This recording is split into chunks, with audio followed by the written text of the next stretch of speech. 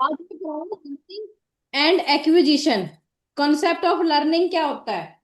तो बेटा सबसे पहले देखो, आप कुछ भी चीज करते हो तो आपके साथ के साथ सबसे पहले कॉन्सेप्ट क्या आता है कि लर्निंग क्या होती है। लर्निंग हम किस लिए सीखते हैं? लर्निंग हम किस लिए सीखते हैं कि हम कोई न्यू स्किल्स कर रहे हैं अपनी नॉलेज में डालने के लिए, अपनी नॉलेज को इम्प्रूव करने के लिए।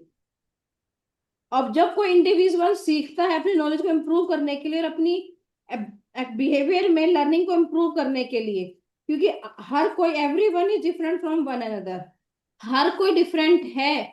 नॉलेज को एक्वायर करने में सब सेम नहीं है। All are different according to the rate और स्पीड ऑफ लर्निंग। तो क्वेश्चन यहाँ पे आ जाता है, क्या सबका लर्निंग कॉन्सेप्ट सेम है या डिफरेंट है? बेटा सबकी लर्निंग की डिफरेंट है। किसी को जल्दी सीख लेता है, कोई कम देर में सीखता है, किसी का मीडियम होता है। सर्टेन फैक्टर सच एज उस, और वो किस किस कारण से होता है? उसका एनवायरनमेंट पे भी होता है, उसकी लर्नर एबिलिटी पे भी होता है, टीचर की कैपेबिलिटी होता है, और उसकी नॉलेज पे भी होता है कि उस एक पर्सन कितना नॉलेज गेन कर सकता है। The critical period hypothesis states that the first few years of the life constitution, कि जब हम करते हैं उसके दौरान ही हमारे को चेंजेस आते ही आते हैं। A commonly drawn throw, not absolute necessary, CPH is language learning. आ जाता है क्रिटिकल पीरियड हाइपोथेसिस, जो तुम्हारा ब्लैक कलर से लिखा होता है, इसके आ जाती है what is the full form of CPH, critical period hypothesis. सबका अलग अलग होता है, उसी के अकॉर्डिंग बच्चा अपनी लर्निंग करता ही करता है। उसके बाद आता है कि तुम्हारा बता रहा था टाइप्स ऑफ लर्निंग। क्या है बेटा? बता रहा था टाइप्स ऑफ लर्निंग। कल हमने क्या किया था? रीडिंग, राइटिंग और ये सब चीजें की थी। आज हम कर रहे हैं कि हमारी राइटिंग की टाइप्स ऑफ लर्निंग कौन कौन सी होती है। सबसे पहले होता है मोटर लर्निंग। बच्चा सबसे पहले क्या करना सीखता है? Most of our activities day to day refer to motor activities. हमारी ज्यादातर एक्टिविटीज बेटा मोटर एक्टिविटीज, जैसे वॉकिंग, रनिंग, ड्राइविंग, क्लाइंबिंग, ये सारी मोटर एक्टिविटीज होती है। तो एग्जामिनर दे देगा मोटर एक्टिविटीज क्या होती हैं। आपकी फिजिकल एक्टिविटीज, आपके वर्क से रिलेटेड आप कोई भी क्रिया कर रहे हो, जैसे walking, running, climbing, sleeping, eating, ये सारी चीजें आपकी, ये भी क्या है बेटा? एक टाइप ऑफ लर्निंग है कि आप कितना सीख पा रहे हो और कितना कर पा रहे हो। उसके बाद आती है आपकी बेटा verbal learning. This type of learning involve the language, जो हम लैंग्वेज बोल रहे हैं, जो कम्युनिकेशन मेथड हम चेंज कर रहे हैं, चाहे इंग्लिश हो चाहे हिंदी हो, कौन से पिक्चर्स और सिंबल्स और वर्ड्स हम यूज कर रहे हैं एक्टिविटी को समझाने के लिए।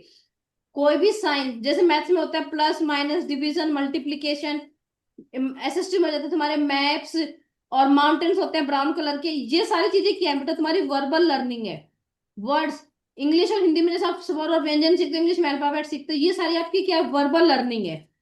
कॉन्सेप्चुअल लर्निंग, जो हमारी मेंटल प्रोसेस के अकॉर्डिंग होती है, ये जिसमें आपके कॉन्सेप्ट्स क्लियर होते हैं, जैसे रीजनिंग के कॉन्सेप्ट जो आपकी इंटेलिजेंसी पे कर सकते हो। चिल्ड्रन के अलग अलग कॉन्सेप्ट होते हैं। उसके बाद आता है कि आपकी लर्निंग किस किस के कारण से इफेक्ट होती है। लर्नर के मोटिवेशन से, लर्नर की जनरल हेल्थ से।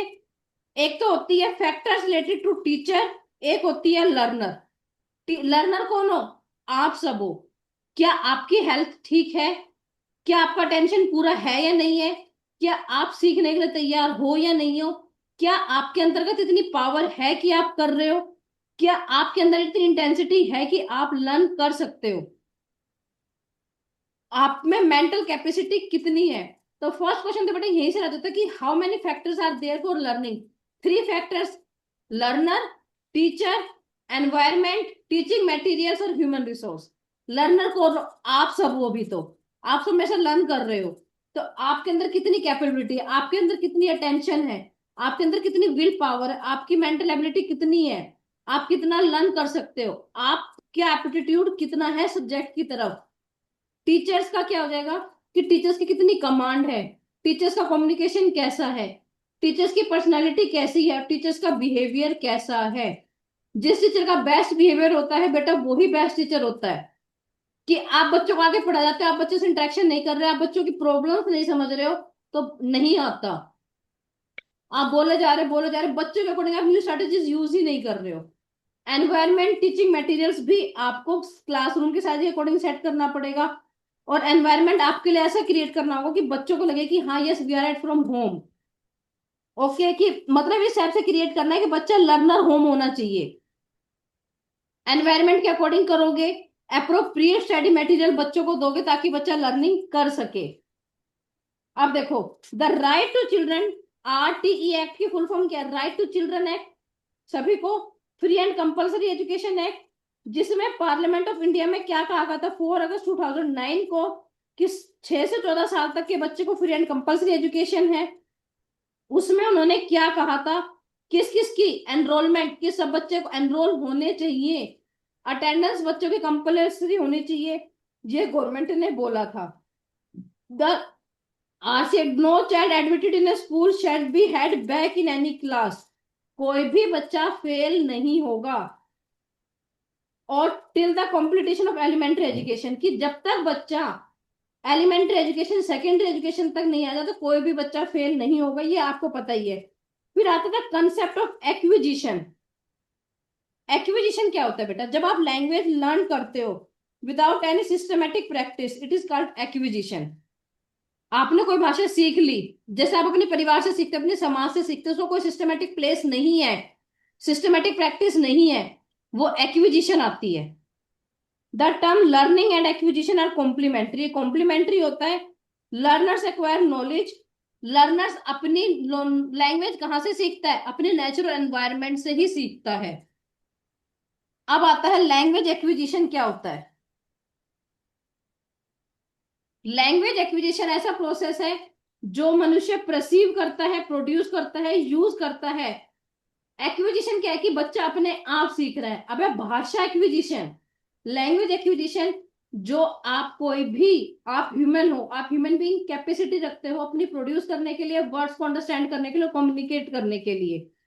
हमने लैंग्वेज वाला जो चैप्टर क्लासेस में हमने पढ़े थे, सिंटैक्स, फोनेटिक्स और इंटेक्सिव वोकेबलरी। आज के टाइम में बेटा देखो, सब बच्चे ए बी बा सी का डी डा ई ए, ये सब चीज बोलते हैं। एफ, हम कहते हैं फूक्स है, ये सब चीजें बच्चे बोलते हैं। तो ये सब चीजें क्या आ गई? हमारी वोकेबलरी में आ चुकी हैं, हमारी फोनेटिक्स में आ चुकी हैं। ये आपके लैंग्वेज के अंतर्गत क्लियर होने ही चाहिए। तो आ जाते हैं कि लैंग्वेज एक्विजिशन में आपको कौन कौन सी कैपेसिटी क्लियर होनी चाहिए। आपका सिंटैक्स, आपके फोनेटिक्स और आपकी वोकेबलरी। आपकी लैंग्वेज में वोकल इतनी होनी चाहिए कि आपका स्पीच बिल्कुल मैनुअल होना चाहिए। और लैंग्वेज एक्विजिशन के फर्स्ट लैंग्वेज एक्विजिशन जो बच्चा अपने घर से ही सीखता है, फर्स्ट कौन सी होनी चाहिए? First language acquisition, we study infants acquisition of their native language. और सेकंड लैंग्वेज जो चिल्ड्रन और अडल्ट दोनों की होनी चाहिए। The capacity to acquire and use a language is key except, जो आप दोनों के बीच में डिफरेंस करता है। उसके बाद आता है किस किसने थ्योरीज दी हैं एक्विजिशन ऑफ लर्निंग की। एक क्वेश्चन यही से बन के आ जाता है, किस किसने दी है? पियाजे, चोमोक्स्की, वाइगोस्की और पेवलोव। हमने किया था, सबसे पहला लैंग्वेज किसने दिया था? चोमोक्स्की ने दिया था। यस या नो? तो यहाँ पे आ जाते हैं कि थ्योरीज किस किसने दी थी। पियाजे ने क्या कहा था? This concept stated learning starts with adaptation. बच्चा लर्निंग कहाँ से सीखता है? एडेप्टेशन, अनुकरण करके ही सीखता है। एसिमुलेशन से सीखता है, अकोमोडेशन से सीखता है। ये तीन चीज पियाजे ने कहा हुआ है, इसमें तुम्हें कोई चीज वो है ही नहीं बेटा। He also said that classification was also important to learn language. वो कहता है कि क्लासिफिकेशन तो होना ही चाहिए अगर आप बच्चों को, आपको लैंग्वेज सिखानी है, भाषा सिखानी है। वर्ड्स और साउंड्स को बच्चों को अंडरस्टैंड करना चाहिए, स्पीच करना चाहिए। एसिमुलेशन क्या होता है? जिसमें बच्चा अपनी पुरानी इंफॉर्मेशन में कुछ न्यू इंफॉर्मेशन ऐड करता है। यस या नो? Assimilation, yes ma'am. हाँ। Through assimilation the learner takes the information and changes. अब बच्चा उसको अपने अकॉर्डिंग चेंज करता है। देखो यहाँ पे भी आ गया चुमौती का लैंग्वेज लर्निंग डिवाइस किसने बोला था? LLD, चोमोस्की ने बोला था। वो क्या कहता है? एवरी पर्सन पोजेसिस, वो कहता है हर मनुष्य के अंदर होती है language learning device.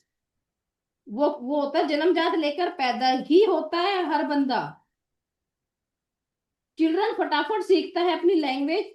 He also stated all children are born, वो कह रहा है कि हर बच्चा अपनी लैंग्वेज इतना काबिल पैदा होता है बच्चा कि वो अपनी हर लैंग्वेज खुद अपने आप अंडरस्टैंड। और बेटा ये बात सच भी है, आपके जो बच्चे होते हैं आसपास की लैंग्वेज वो जल्दी सीखते हैं, जो आपकी खुद की लैंग्वेज होती है according to the other language. हमारे बच्चे हिंदी जल्दी सीखते हैं अकॉर्डिंग टू द इंग्लिश, और जो फॉरेनर्स के बच्चे होते हैं वो क्या सीखते हैं, वो इंग्लिश जल्दी सीखते हैं अकॉर्डिंग टू और अदर लैंग्वेजेस। वाइगोस्टी क्या कहते हैं, वो कहते हैं कि बच्चा पहले सोशल इंटरेक्शन के साथ आता है, उसके बाद बच्चा धीरे धीरे लैंग्वेज सीखता है। बच्चा पहले समाज में आता है, कम्युनिटी से करता है, और उसके बाद in other words higher mental process, कि बच्चा मेंटल प्रोसेस के साथ साथ ही अपने सोशल प्रोसेस को कॉन्टेक्ट करता ही करता है। पेवलोव क्या कहता है, Pavlov propounded new theory of learning known as classical conditioning. उसने क्या लगाई है, क्लासिकल कंडीशनिंग ही लगाई है, कि हम बच्चों को ये चीज देंगे तो बच्चा हमारे लिए कुछ ना कुछ रिस्पॉन्स करेगा ही करेगा। है या नहीं है, क्लासिकल कंडीशनिंग किसने दी थी, पेवलोव ने दी थी। फिर आता है language development in children, language कैसे डेवलपमेंट होती है बच्चे में। जो आपका कम्युनिकेशन होता है, communication between people who know each other and respect each other, the most important factor language. हमारे बीच का कम्युनिकेशन, हम एक दूसरे को जानते हैं, हम एक दूसरे की रिस्पेक्ट करते हैं, ये सबसे मेन इंपॉर्टेंट फैक्टर आपका लैंग्वेज डेवलपमेंट का। जब तक आप एक दूसरे को जानोगे नहीं, पहचानोगे नहीं, तो आपकी और उसमें बेटा लैंग्वेज डेवलपमेंट कैसे होगा। चिल्ड्रन को लैंग्वेज अपनी बेटर अंडरस्टैंड करने के लिए, आसपास की लैंग्वेज के लिए, उन्हें अपने फीलिंग्स और कम्युनिकेशन करने के लिए दूसरों से कॉन्ट्रैक्ट करना ही चाहिए। और जो लैंग्वेज डेवलप होती है, जितनी एक बच्चे की लैंग्वेज डेवलप होती है उसके आइडियाज उतने ही बढ़ के आते हैं। और जब चिल्ड्रन अपनी फीलिंग्स नहीं बता पाता तो बेटा वो डिस्टर्ब रहता है, और उसका सेल्फ एस्टीम को वही होता है। कुछ बच्चे होते हैं इंट्रोवर्ट, जो अपनी फीलिंग्स बता ही नहीं पाते, वो अंदर ही अंदर अंदर अंदर रहते हैं। तो कहते हैं कि बच्चों को अपनी फीलिंग्स शेयर करनी चाहिए, किसमें, वर्ड्स में शेयर करनी चाहिए। यहां तक आ गया सबको समझ में। उसके बाद आता है बेटा आपका initial initial stage of development. देखो, वो कहता है इनिशियल क्या है, कि आपकी कम्युनिकेशन कब से स्टार्ट हो जाती है, बर्थ से स्टार्ट हो जाती है। तो आ जाता है कि आपका कम्युनिकेशन लैंग्वेज कब से स्टार्ट हो जाता है, बर्थ से स्टार्ट हो जाता है। Baby learn how to get, बच्चों को पता है कि मुझे अपनी चीजें कैसे मिलेगी, या तो मैं रो के लूं, या कुकिंग करके लूं, या मैं आई कांटेक्ट अपनी फैमिली के साथ बनाऊं। जो बच्चे का ओवरऑल डेवलपमेंट है वो भी उसका कम्युनिकेशन से अलग अलग पड़ता है। हर words are the most important tool through which child get connected. जो बच्चे के वर्ड्स होते हैं ना बेटा, आ जाता है which are the most important tool, तो आपके वर्ड्स होते हैं। थ्रू वर्ड्स बच्चे की इंफॉर्मेशन और फीलिंग्स होती है। जब बच्चा जितना 3 साल का हो जाता है वो बच्चों को पता चल जाता है कि मुझे किस टाइप से लैंग्वेज स्ट्रक्चर यूज करना है। 2 साल तक के बच्चों को पता नहीं चलता, वो मैं तू ताती, और अगर आप बच्चे को आगे आप करके बोलोगे, यस करके बोलोगे, हाँ जी करके बोलोगे, तो बेटा आपका बच्चा वही लैंग्वेज सीखता है। 3 साल के बाद बच्चा सेंटेंस बनाने यूज कर लेता है। ठीक है। Actual stage, in the initial child begins to learn a language, जब बच्चा धीरे धीरे धीरे बड़ा हो जाता है तो एक्चुअल स्टेज आ जाती है, वोकेबलरी। जब बच्चा बहुत बड़ा हो जाता है तो उसके अंदर तक इतनी वोकेबलरी आ जाती है कि वो बहुत सारी चीजें सीख लेता है। क्या बेटा, वो बहुत सारी चीजें सीख लेता है। when the child is one or more little older than old they understand more words, वो अच्छी तरह सीख लेता है। यस, हाँ का मतलब ना, हाँ का मतलब यस, नो का मतलब नहीं। जब बच्चा जितना बड़ा होता चला जाता है, तो देखो ये आ जाता है बर्थ से 8 मंथ तक बच्चे की वोकेबलरी 0 होती है। 9 मंथ से 1 ईयर तक सिर्फ बच्चा 3 से 4 वर्ड समझ पाता है, या 10 से 12 वर्ड। 2 साल तक बच्चा 272 वर्ड समझ लेता है बेटा, उसकी वोकेबलरी इतनी इंक्रीज हो जाती है। 2 से 2 ईयर 6 मंथ तक 450 वर्ड, तो एक बार ये टेबल भी सारे बच्चे लर्न कर लेंगे। Okay everyone. फिर आता है yes vocabulary ma'am. Learning. Vocabulary learning क्या होता है, this stage of vocabulary learning through different age group. Her age group की अलग अलग वोकेबलरी होती है। जब बच्चा स्कूल एज में जाता है, किडन गार्डन में जाता है, उसकी वोकेबलरी 2000 वर्ड्स की हो जाती है। किडन गार्डन वर्ड किसने दिया था, ये यहाँ पे तुम्हारा चलो उसका भी हो जाता है, बताओ किडन गार्डन वर्ड किसने दिया था।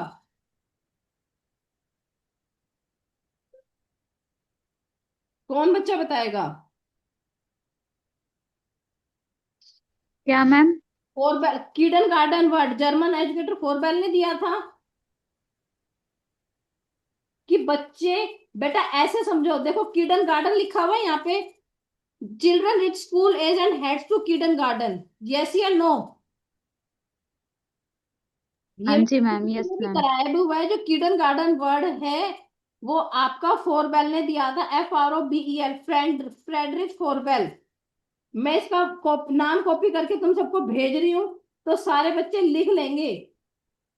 किडन गार्डन वर्ड बेटा ये पक्का आता है, ये लो, लिख लो, कहीं भी आ जाए। उसने कहा था कि बच्चे एक बगीचे की तरह होते हैं, गार्डन और गार्डनर, बात एक ही है, इसने ही बोली थी बेटा ये बात।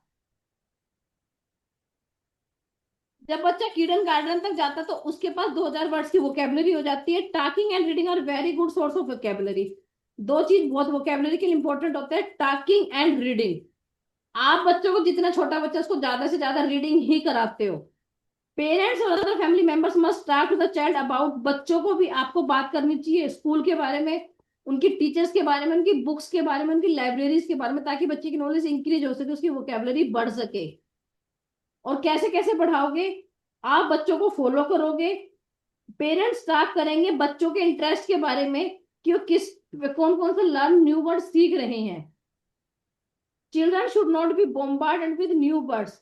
आप, वो आपकी रिस्पॉन्सिबिलिटी कि आप बच्चों की वोकेबलरी किस टाइप से एक्सप्रेस कर रहे हो और किस टाइप से एक्सप्रेस नहीं कर रहे हो। इसके क्वेश्चन अभी भेजूंगी, देखो बेटा तुम्हें, क्योंकि मैंने अभी नहीं भेजे हैं, अभी क्लास खत्म होते ही भेजूंगी। वरना मैं तुम्हारे प्रीवियस ईयर के क्वेश्चन पेपर भेज रही हूँ, उसमें आ ही रही है बेटा सारी चीजें। आ रही है नहीं आ रही? कल यस वाला मैम, आ क्वेश्चन रही है। कर लिया था सब बच्चों ने? Yes ma'am. इसके बाद आता है प्रिंसिपल्स ऑफ लैंग्वेज टीचिंग। कौन कौन से प्रिंसिपल्स होते हैं? देखो, अब तक आपने समझा लैंग्वेज क्या होती है। अब आता है लैंग्वेज, ये आपने ये भी पढ़ लिया। कैरेक्टरिस्टिक्स क्या होती है? लैंग्वेज आपकी ग्रोथ के लिए, आपके डेवलपमेंट के लिए एक महत्वपूर्ण भूमिका निभाती है बेटा, एक वाइटल रोल निभाती ही निभाती है। लैंग्वेज सिंबॉलिक होती है, इसको आप ऑब्जेक्टिव उसके थ्रू कर सकते हो। लैंग्वेज आपकी सिस्टमेटिक भी होती है, लैंग्वेज में आप आउटकम इवोल्यूशन भी होते हैं, और प्रोडक्टिव भी होती है, क्रिएटिव भी होती है। एम्स क्या है? लैंग्वेज किस लिए होती है? आप स्पीकर क्या बोल रहा है उसको अंडरस्टैंड करने के लिए। Ability to read along with understanding, language teaching इसलिए कराए ताकि ताकि आप क्या अंडरस्टैंड कर रहे हो जोर जोर से बोल के, उसको समझने के लिए। आप किस टाइप से उसको लर्न कर रहे हो टेक्नोलॉजी लैंग्वेज के लिए, ये लैंग्वेज टीचर की ड्यूटी है। अच्छा, एक क्वेश्चन बेटा ये आ सकता है क्या, एक सब्जेक्ट टीचर को लैंग्वेज में कमांड होनी चाहिए या नहीं होनी चाहिए? आपके सेकंड ईयर में है लैंग्वेज एक्विजिशन डिवाइस। क्या एक सब्जेक्ट, जैसा आपका सब्जेक्ट टीचर है, मैथ्स का है, साइंस का, एसएस का है, यस, यस। होनी चाहिए उसको लैंग्वेज पे कमांड?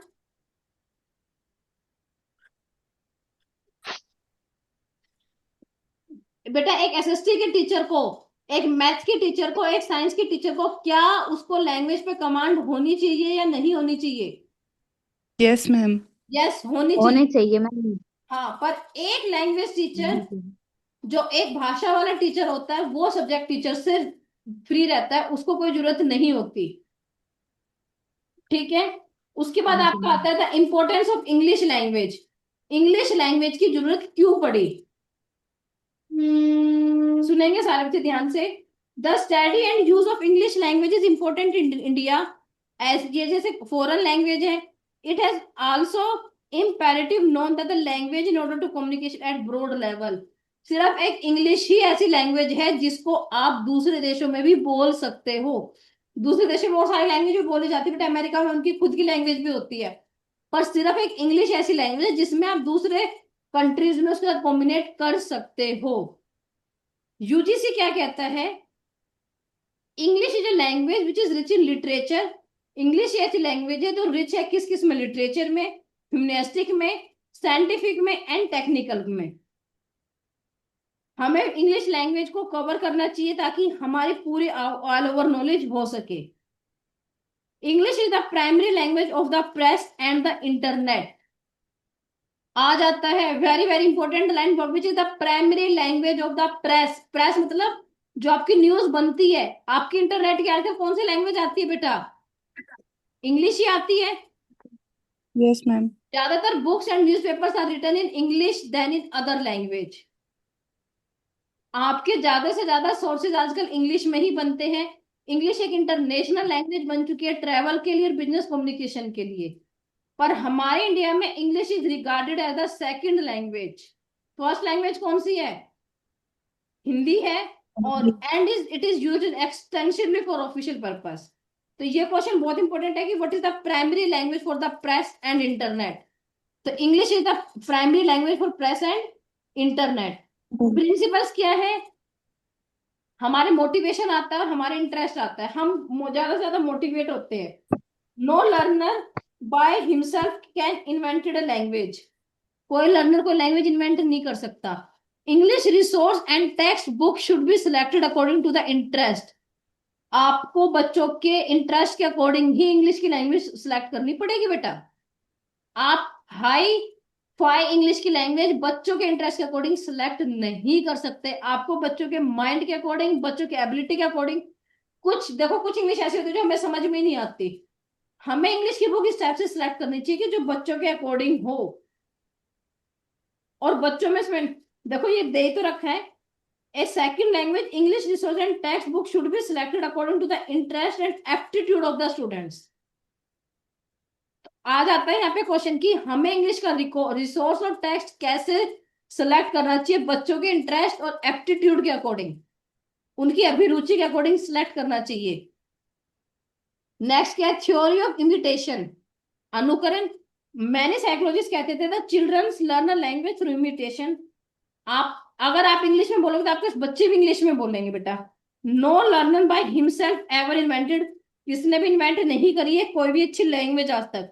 आपने इतने साइकोलॉजी सुन लिए, पूरी सीडीपी पढ़ ली, कभी आपने सुना है कि साइकोलॉजिस्ट ने लैंग्वेज डेवलप की है? नहीं सुना बेटा। और एक टीचर ही नो होता है कि मैम। आप बच्चों को किस, अगर आप ही गलत प्रोनाउंसिएशन यूज करोगे तो बेटा बच्चा भी, अगर आप कैट को काट काट बोलोगे तो बच्चा भी काट ही बोलेगा। अगर आप बच्चों को रैट को रट बोलोगे तो बच्चा रट ही बोलेगा। तो एक टीचर की ड्यूटी होती है कि आप बच्चों को किस टाइप से प्रोनाउंसिएशन कराते हो। आपकी गुड स्पीच और आपकी प्रोनाउंसिएशन ही बच्चा, क्योंकि बच्चा क्या कर रहा है? इमिटेट कर रहा है। तो क्वेश्चन यहाँ पे आ जाएगा, क्या इमिटेशन भी इंग्लिश की लैंग्वेज का पार्ट है? यस। कि आप जो चीज सीखोगे बच्चा भी वही चीज ही सीखेगा। Theory of habit formation, language learning according to Palmer is essential habit formatting a process. अगर आप इसको डेली बोलोगे तो हैबिट भी हो जाएगी बेटा। We acquire new habits. Teacher can make a language pattern as habit through intensive pattern. आपको बच्चों के अंतर्गत यूज करनी है डेली हैबिट करने की। आप बेटा किसी भी प्राइवेट स्कूल्स में चले जाओ, वो कहते हैं इंग्लिश इज कंपलसरी। आपके कितने भी फॉर्म्स होते हैं सब इंग्लिश में होते हैं। रीडिंग राइटिंग करेक्ट प्रोनाउंसिएशन आपको बच्चों को सिखानी है। Theory of exercise, practice and practice, practice and drill, practice makes a man perfect. BF Skinner ने कहा था, यस या नो? तो क्वेश्चन यहाँ पे आ जाएगा थ्योरी ऑफ एक्सरसाइज। बीएफ किसने बोला था? Practice and drill in English language BF Skinner ने बोला था कि हमें बच्चों को ज्यादा से ज्यादा प्रैक्टिस करानी है ताकि बच्चा इसको कंटिन्यूसली यूज कर सके, ताकि बच्चा इसको कंटिन्यूसली यूज कर सके। नेक्स्ट क्या है बेटा? Theory of individual difference. हर बच्चा अलग है, यस या नो? हर बच्चे की प्रोनाउंसिएशन अलग है, हर बच्चा दूसरे बच्चे से अलग है, उसका बैकग्राउंड अलग है। जो बच्चे सिटीज के अकॉर्डिंग, टाउन्स के अकॉर्डिंग, सिटीज के बच्चों की लैंग्वेज ज्यादा बेस्ट होती है अकॉर्डिंग टू द टाउन्स। उनके एनवायरनमेंट में भी फर्क पड़ता है। तो टीचर को क्या माइंड में डिफरेंट करना है कि मुझे इंडिविजुअल डिफरेंस को निकालना है और जो बच्चों के अंदर प्रॉब्लम है उसको वेट आउट करके उनको सिखानी है। मुझे कौन सी स्ट्रेटेजीज यूज करनी है, मल्टीपल अप्रोचेज यूज करनी है ताकि मेरी लर्निंग मीनिंगफुल हो सके। Mother mother tongue, some linguistics are against use of the mother tongue in teaching foreign language। वो कहते हैं कि अब भी कुछ ऐसे लिंग्विस्टिक हैं जो कहते हैं कि हमें इंग्लिश को मदर टंग नहीं रखना चाहिए। They believe that mother tongue should be sparingly and judiciously while teaching English. वो कहते हैं कि बच्चों को मदर टंग में ही पढ़ाओ using English. Of course at the early stage some expression will have to be given in peoples. बेटा पहले 6th क्लास इंग्लिश स्टार्ट होती थी, पर धीरे धीरे धीरे धीरे हमारा एक्सपोजर इतना इंक्रीज हो चुका है कि इंग्लिश कंपलसरी हो चुकी है। थ्योरी ऑफ एक्सपोजर, हमें बच्चों को एक्सपोज करना है। कोरिलेशन विद द लाइफ, उसको हमें सब्जेक्ट मैटर, आप देखो आ गया, the subject matter taught in English language. आपको आपका सब्जेक्ट भी किस में पढ़ाना है, इंग्लिश लैंग्वेज में, और उसको आपकी लाइफ के साथ उसको कोरिलेट करना है, उसके साथ सह संबंध स्थापित करना ही करना है। थ्योरी ऑफ ओरल अप्रोच होनी चाहिए, बच्चों को ओरल कराओ, सिलेक्शन कराओ, theory of ratio and series, और चाइल्ड सेंटर्ड लर्निंग। आपको चाइल्ड सेंटर्ड लर्निंग भी यूज करनी है। ओके, यहां तक आया बेटा सबको समझ में? Yes, ma'am. उसके बाद हमें कौन कौन से मैक्सिम्स यूज करने चाहिए। आपको ये नहीं आते बच्चों को नाउन तो सिखाया नहीं, आपने प्रोनाउन सिखा दिया। आपको नोन टू अननोन की ओर लेके जानी है।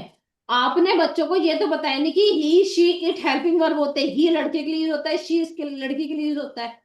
आपने बच्चों को सिखाया ही नहीं। आपने सीधा ही प्रोनाउंसिएशन टेंसेस पे लेके चलेगी तो क्या बच्चा कर सकता है? नहीं। आपको अपनी टीचिंग बेटा नॉन से बनानी है। पहले आप बच्चों को कुछ भी देखो, हम हमेशा पहले बच्चों को नाउन सिखाते हैं, तो आपको बच्चों को पहले नाउन धीरे धीरे स्टेप सिखाने हैं। फिर आती है सिंपल टू कॉम्प्लेक्स।